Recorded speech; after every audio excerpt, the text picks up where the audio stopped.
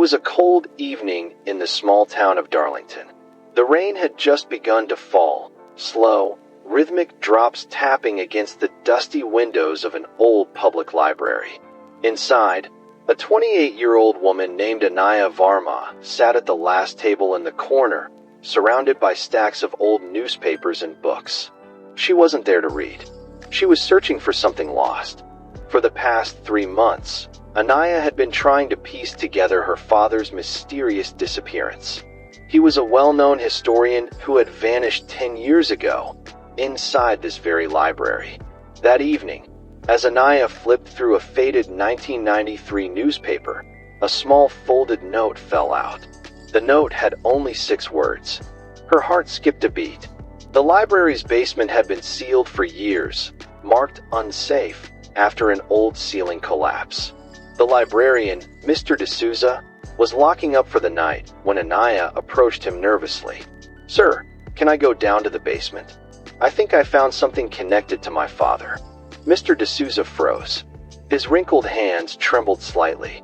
He looked around, then whispered, "Some doors are locked for a reason, child." But when he turned to fetch his keys, Anaya quietly slipped away toward the basement door.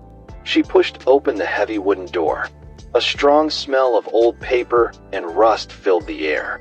Her flashlight flickered as she stepped down the spiral staircase. At the bottom, she saw rows of ancient shelves covered in dust and spider webs. Books that had no record in any catalog. And then she saw it. A file labeled Project Echo, 2013.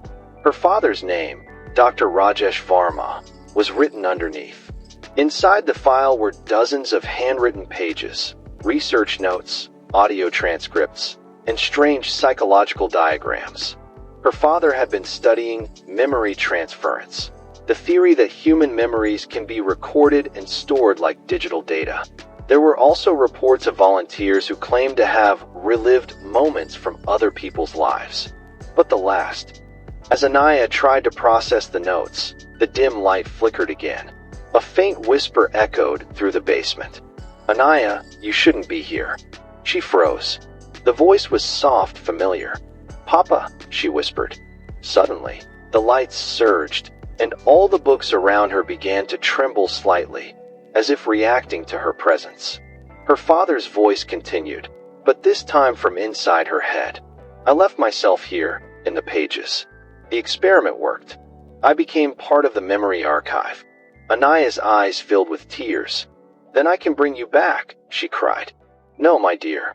Memories can't return to flesh. They only live when someone remembers them.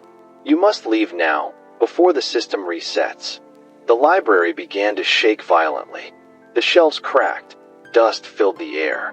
Anaya grabbed the file and ran up the stairs, coughing, blinded by smoke and light.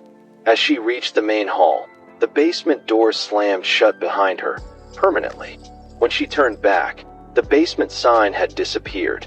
Only a blank wall remained. The next morning, Anaya returned with the police. But when they searched, there was no basement, no hidden door, and no record of any Project Echo. The file she had taken? Blank pages. Only one thing remained written. A small note at the bottom corner. "Some memories choose their keeper." Anaya smiled faintly. Her father wasn't gone. He had simply become a part of her. Sometimes, the past doesn't die.